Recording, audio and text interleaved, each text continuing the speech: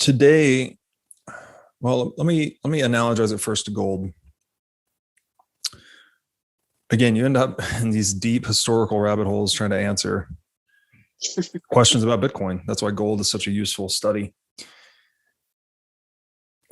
Initially, people would find gold and they just appreciated it for its luster, effectively, right? You see shiny gold pebbles in a brook or a riverbed, and you want to scoop it out, and it's pretty and it's shiny and it looks like the sun, and you want to keep that, right? And you want to adorn yourself with it. So people make jewelry out of it. So it creates, initially, there's this demand for gold purely as a collectible. People just gathering gold, collecting it, and then passing it across generations, actually, because, again, gold's indestructible. So you make some really nice earrings out of gold. It's also a very malleable metal, so it lends itself well to jewelry making and things like this, coinage.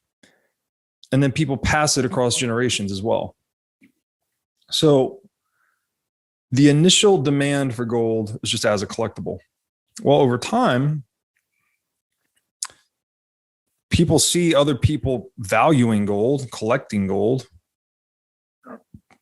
and more gold is produced. It effectively becomes increasingly valuable, right? And so here's maybe one way to think about that. Again, if gold is the hardest commodity to increase the supply of, everything else by definition is easier to produce than gold. So as we economize and we trade and we produce more goods and services, every unit of gold is worth more goods and services, right? Because we're producing more goods and services, but less gold. So if we're talking about relative scarcity, the gold would be increasing in price. I do price in quotations mark because it's not like a dollar price. It's just in terms of goods and services. Maybe a gold nugget was worth one chicken in the year, I'm just making stuff up here, 4,000 BC. And then by the year 1,000 BC, it's worth 5 chickens. You know what I mean? Like we're producing more chickens than we are gold. So each unit of gold can be redeemed for more chickens, as just an arbitrary example.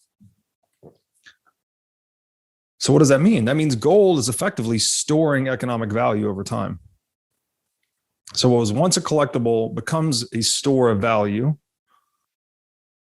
And so what's happening here is we're progressing through the evolutionary phases of money. So we've gone from collectible to store of value. What happens next? Well, gold, when it reaches a certain threshold, that it stores enough economic value that those who have it have an incentive to trade it for things, for goods and services, right? At the point that gold nugget hits a value of 20 chickens or whatever arbitrary number is, all of a sudden I'm like, as a rational market actor, hey, maybe I want 20 chickens. That sounds like a lot of chicken to me. I'm going to give away this gold nugget that was worth one chicken a few hundred years ago. Whatever. I'm just totally arbitrarily making numbers up to illustrate the dynamic. So what happens then is that eventually this commodity that's hard to produce, gold, reaches a threshold of storing enough economic value that it's incentivizing people to spend it, to trade it, right? To circulate it, to buy chickens, whatever else with it. So it becomes a medium of exchange. People start creating coins and transacting in it. There's also another element here that's really important. As we're creating more economic surplus, this is also the emergence of government and the state, because what we needed was to protect these goods and services we're creating through trade from plunderers, right? If you don't have an army or security of some kind, people from the outside are going to come take your stuff. Surprise, surprise. So you have to have a protection producing enterprise that we today call the government. In fact, it was the proto-government that emerged alongside economic savings. The genesis of the state and money are very interconnected. So as gold is monetizing, for instance, the state would demand payments from its citizens, typically in the money of the realm. And typically they would monopolize that money and say, it needs to have the king's face on it. Otherwise, it's not accepted here. Something like that. So that is part of the progression of money, is we're getting from store of value to a medium of exchange where both individuals have an incentive to spend it and trade it, and also the state is demanding payment in it for taxes. So when you go to pay that protection producing enterprise, he demands you pay him in a certain form of money. Typically, he wants the money that's most widely valued, which would be gold in most instances. Mm-hmm. Could also be silver, and it's been other metals, but predominantly gold. Finally, once enough people are trading in this money and it's circulating widely, you actually start to think in the money, right? Because how much is a car? Car is $40,000. How much is that house? It's $440,000. I could equivalently say that house, that $440,000 house, cost 11 $40,000 cars. So if someone says, hey, how much did you buy your house for? Oh, 11 cars. I mean, you don't say that. Why? Because it's not efficient, right? We need a common, again, back to protocols. We need a common language of economic numeracy.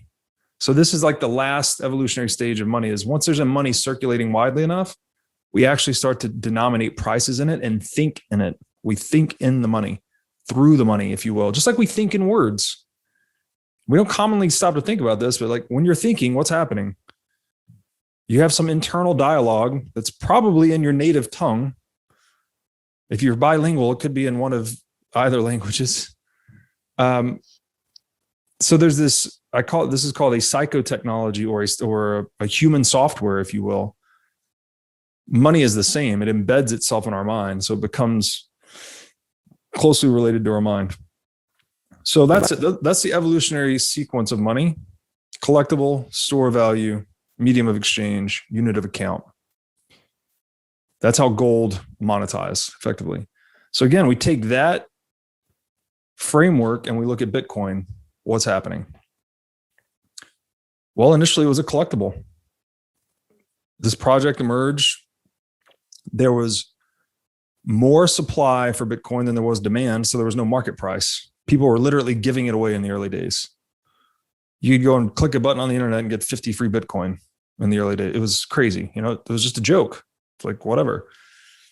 Well, people start collecting this thing. Like, well, it's strictly finite, and it's kind of useful. I can transact online without asking anyone permission.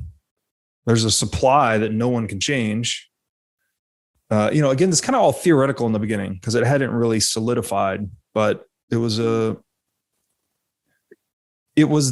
theoretical framework, I guess, for Bitcoin. So it's a collectible initially with no value. Well, eventually people start transacting in it. The infamous example is the guy that bought 2 pizzas for 10,000 Bitcoin. And so 10,000 Bitcoin today, what is that? $470 million, something like that. It's a staggering number. So at that moment, Bitcoin develops a market price effectively. You could say, whatever, 2 pizzas are $40 divided by 10,000 Bitcoin. There's your market price. And so people start to actually trade Bitcoin on exchanges for dollars and other currencies. So at that point, it's transformed from a collectible into a store of value, at least a little bit, storing a little bit of value. And then once people start using it, actually even in that, it's sort of, everything in Bitcoin's happening a lot faster. Again, that history of gold I described took thousands of years. But all of this stuff that's happening with Bitcoin is on this hugely compressed time frame. The whole thing's happened in the past 13 years.